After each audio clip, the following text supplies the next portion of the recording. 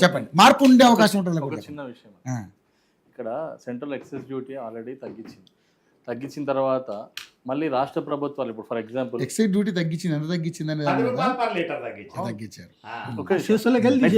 మిగతా రాష్ట్ర ప్రభుత్వాలు యూపీ, గుజరాత్, అస్సాం, బీహార్ ఇలా ఉన్నటువంటి రాష్ట్రాల్లో వాళ్ళు వ్యాట్ని తగ్గించుకోండి వల్ల అక్కడ మొత్తం ఎంత ఈ రోజు అదే చెప్తున్నా నేను చెప్తున్నా. ఇప్పుడు గుజరాత్ వచ్చేసి 102 ఉంది అన్న, 102 హర్యానా 102 ఉంది, అస్సాం 98 ఉంది, బీహార్ 108 ఉంది, ఉత్తరప్రదేశ్ 102 ఉంది, మన దగ్గర 115 నడుస్తుంది. ఇప్పుడు విషయం బీహార్ 115 ఉంది. ఏది బీహార్ 108 అన్న ప్రజెంట్ నేను ఇప్పుడు చూసిన, నేను ఇప్పుడే చెప్తున్నాను. బీహార్ 115,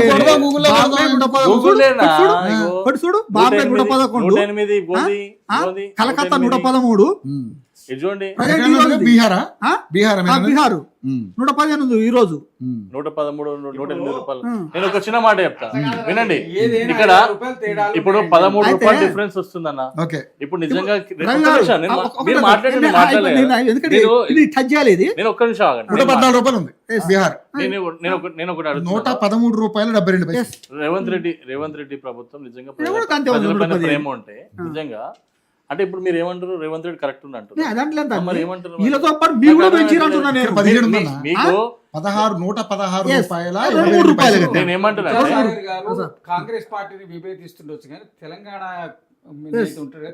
రాష్ట్రం కోసం ఆయన చెప్తున్నారు. ఎగ్జాక్ట్ నేను ఏమంటున్నా అంటే మిగతా రాష్ట్రాలు ఏవైతే తగ్గించుకొని అయితే కుదించుకొని వాళ్ళ వ్యాట్ తగ్గించుకోవడం వల్ల 13 రూపాయలు 14 రూపాయలు డిఫరెన్స్ వచ్చిందో రాష్ట్ర ప్రభుత్వం తలుచుకుంటే ఇప్పుడు సన్న బియ్యం ఇచ్చిండ్రు, హర్షిస్తున్నాము. అందరికి దొడ్డు బియ్యం ఇచ్చిన వీళ్ళు సన్న బియ్యం ఇస్తున్నారు, ఒక ప్రభుత్వం ఇంత భారం వేసుకొని నడిపిస్తుంది, సంతోషం.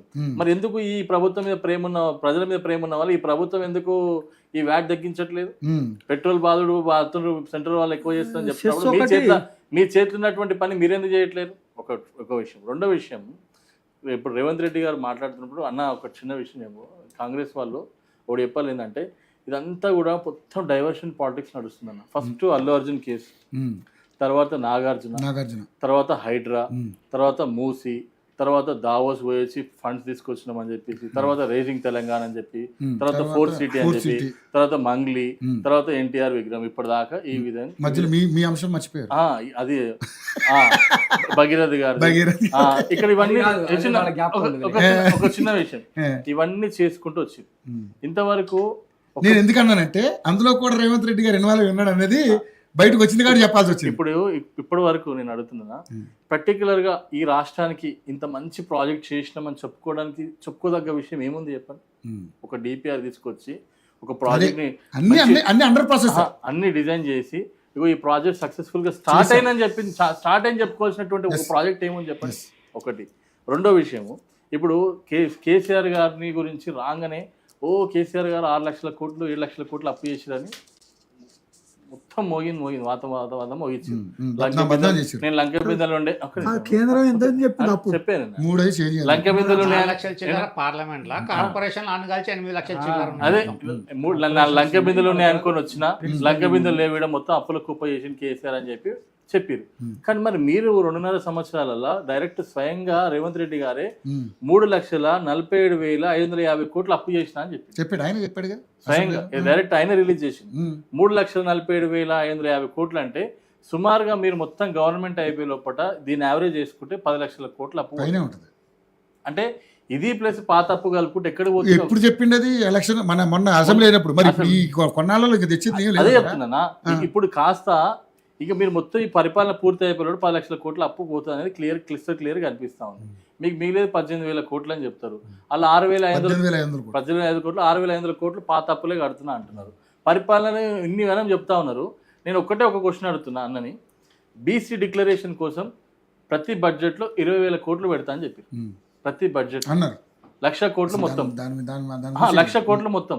నేనేమంటున్నా, ఇప్పటివరకు మాకు ఇచ్చింది ఎంత తెలుసానా? ఫస్ట్ బడ్జెట్లో 5,000 కోట్లు, సెకండ్ బడ్జెట్లో ఎంత దారుణం అంటే 1,136 కోట్లు ఇచ్చారు. అంటే 5,000 కోట్ల దానికన్నా మరీ హీనంగా, బీసీలను మరీ హీనంగా.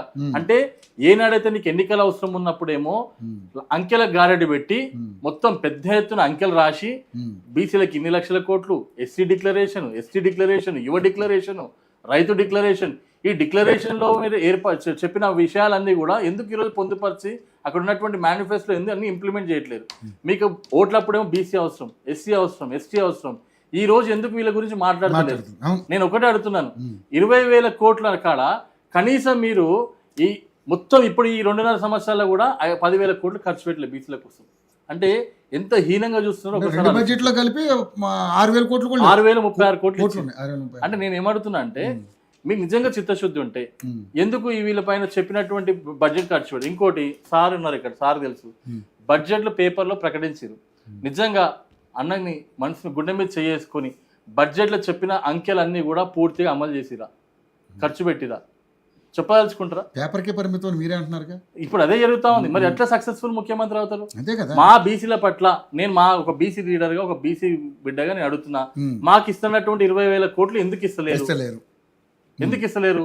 ఇప్పుడు మళ్ళీ ఏమంటారు, దేశం మొత్తం 5,000 కోట్లే ఇస్తుంది, మేము 20,000 కోట్లు ఇస్తామని డబ్బులు కొట్టుకోరు. అవును, 6,000 కోట్లు ఇచ్చేసారుగా, ఇంకా 14,000 కోట్లు కదా సార్ ఇస్తారులేండి సార్. ఇక్కడ నుంచి అండి సంవత్సరానికి అండి నేను చెప్పేది, ప్రతి ఏటా ప్రతి బడ్జెట్ లో 20,000 కోట్లు, 1,00,000 కోట్లు మొత్తం వాళ్ళు చెప్పింది. అంటే ఒక చిన్న ఎగ్జాంపుల్ చెప్తాను, తప్పుగా విన్నారేమో ఆయన మొత్తం బడ్జెట్. సార్ ఈ రోజు 4,000 రూపాయలు చెప్పున ఇంటికి 2,000 రూపాయలు చెప్పున 2,500 రూపాయలు మహిళ చెప్పున ప్రతి ఇంటికి ప్రతి 6 గ్యారెంటీలు లెక్కేస్తే 2,50,000 రూపాయలు ప్రతి కుటుంబానికి అప్పు ఈ రోజు రేవంత్ రెడ్డి. నిజమే, వాస్తవం. మొన్న 2,50,000 రూపాయలు నేను సోషల్ మీడియాలో చూశాను సార్. మొన్న ఎవరు బాగా సీనియర్ మోస్ట్ జర్నలిస్టే లెక్కలు చెప్తుంటే 2,50,000 రూపాయలు రేవంత్ రెడ్డి గారు ప్రతి కుటుంబానికి, ప్రతి ఒక్క కుటుంబ తలకాయకి ప్రతి కుటుంబానికి ఈ రోజు అప్పుగా ఉన్నాడు.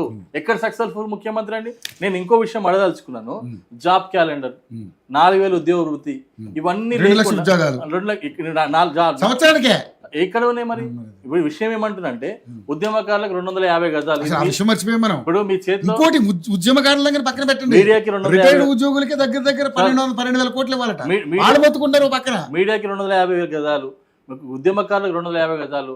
మీరు పట్టుమని 10 మందికి కోటి ఇచ్చి మీతో ఉన్నటువంటి 1,000 మందికి ఉద్యమకారులకి ఇవ్వకుండా మీరు ఎన్ని ఎక్స్పెక్ట్ చేయడం మీకు, మరి నేను ఏం చెప్పాలి, సక్సెస్ఫుల్ ముఖ్యమంత్రి ఎక్స్పెక్ట్ చేయొద్దు. ఎందుకంటే ఆయన ప్రతి కార్యకర్త ఒక 1000 ఇస్తే మనం అధిష్టానానికి ఇద్దామని చెప్తున్న స్టేట్మెంట్లు ఇస్తుంటే మీకు ఎట్లా ఇస్తారనుకుంటున్నారండి? నేను ఒకటే చెప్పదలుచుకున్నాను, ఎండమావులే నిజంగా ఇంత ధైర్యంగా ఎందుకు ఉంటున్నారంటే ఓపెన్ గా చెప్తున్నా. ఇప్పటిదాకా సార్ అన్నాడు కరప్షన్ లేదు, ఏమీ లేదు అంటే. కరప్షన్ లేదు మా దగ్గర. మరి డబ్బులు ఎక్కడ పోతున్నాయి అంటే, ఈ రోజు రోడ్ ఎక్కితే ఇన్ఫ్రాస్ట్రక్చర్, ఈ రోజు సికింద్రాబాద్ రైల్వే స్టేషన్ కి వెళ్తే డబ్బు ఎక్కడ పోయిందో అర్థమవుతుంది. ఈ సో చెల్లపల్లి రైల్వే స్టేషన్ చిన్న మాట అన్న, ఈ రాష్ట్రంలో 42 స్టేషన్లు చేంజ్ అవుతున్నాయి. చెర్లపల్లికి వెళ్ళండి, ఈ రోజు ఎయిర్పోర్ట్ లాగా దోమలు కొట్టుకోలేక చేస్తున్నారు సార్ చెర్లపల్లిలో. మీరు ఆ వీడియోలు కూడా చూడరా? మీరు ఆ దోమలకి ఏదైనా నివారణ ఆలోచించండి సార్. అది ఎవరు చేయాలి? ఆకులు మండలు కొట్టుకుంటారు. ఎవరు చేయాలి? రాష్ట్ర ప్రభుత్వం చర్యలు తీసుకోవాలి. అది ఎవరు చర్య తీసుకోవాలి? దోమలది రాష్ట్ర ప్రభుత్వం చర్యలు తీసుకోవాలి. నేను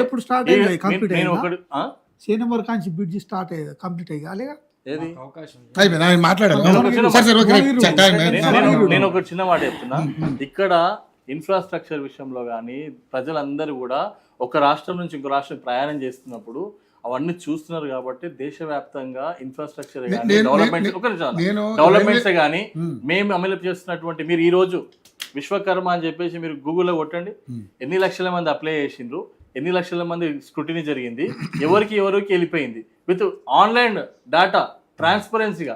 ఒక విశ్వకర్మ దగ్గర ప్రతి స్కీమ్ది ఎన్ని కోట్ల మంది అప్లై చేస్తే ఎన్ని లక్షల మందికి శాంక్షన్ అయింది, ఎన్ని లక్షల మంది స్క్రూటినీలో ఎగిరిపోయారు, విత్ డేటాతో సహా ఉంటుంది. అటువంటి ట్రాన్స్పరెన్సీ ఎందుకు ఉండలేదు గవర్నమెంట్? ఎందుకు ఉండట్లేదు? నేను ఈరోజు ప్రతి స్కీమ్ విషయంలో నేను గూగుల్లో చూపించగలుగుతాను ఎంతమంది శాంక్షన్. పబ్లిక్ డొమైన్ లో లేదు, మీరు పబ్లిక్ డొమైన్ లో లేదు, ఎక్కడ ఉంది? అది పెట్టట్లేదు మీరు. పబ్లిక్ డొమైన్ లో మీరు ఒక నిమిషం అండి, పబ్లిక్ డొమైన్ లో బడ్జెట్ ప్రవేశపెట్టినటువంటి ఈ 6,636 కోట్లు బీసీలకు ఖర్చు పెట్టినట్టు పబ్లిక్ డొమైన్ లో పెట్టండి. కేవలం సార్ ఈ 5,000 కోట్లు ఎందుకు తెలుసా? జీతాలు ఇవ్వడానికి బీసీ కార్పొరేషన్ సంబంధించినటువంటి, బీసీ ఆర్గనైజేషన్ సంబంధించినటువంటి వాళ్ళకి జీతాలకు డీజిల్కి ఇవ్వాల్సినటువంటి బడ్జెట్ ఇది.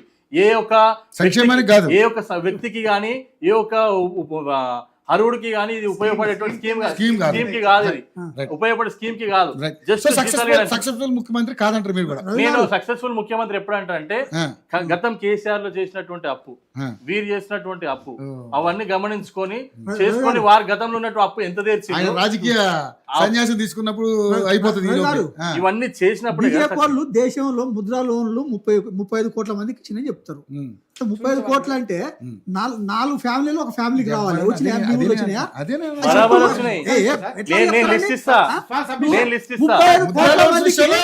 No, no, no. ముద్రలు 35 కోట్ల అన్నా, మందికి ఇస్తారా? నేను మన- ఇస్తా. ఒక్క నిమిషం. ఉమ్. అంటే నలుగురికి ఒకరికి ఇచ్చినట్టు అవును ముద్రలో విషయంలో నిజమే సార్ మీరు అన్నది కరెక్టే. ఎప్పుడు అట్లుంది? ఇప్పుడు రేషన్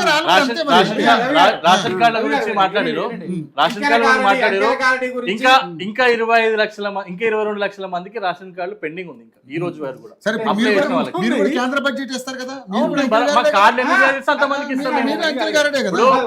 లేదండి మీరు ఎన్ని కార్డులు ఇస్తే 6 కిలోల బియ్యం మేము ఇస్తున్నామా ఇవ్వలేదా? మేము 6 కిలోల బియ్యం ఇస్తున్నామా నేను ఇవ్వలేదా? 7:30 అవగడదాం అనుకున్నది ఎప్పుడు కూడా అయ్యట్లేదు అవి చెప్పలేమండి. ఒక్క నిమిషం. చెప్పండి ఒక్క నిమిషం సార్ దగ్గర పోయినాక మళ్ళీ మీరు రాగానే వారిని ఫైనల్ 2 నిమిషాలు నేను క్లోజ్ 2 చేస్తాను. నిమిషాలు కదా, ఒక్క నిమిషంలో చెప్పండి. 2 నిమిషాలు చేస్తాను. ఇప్పుడు మీరు చెప్పిండ్రు ఒక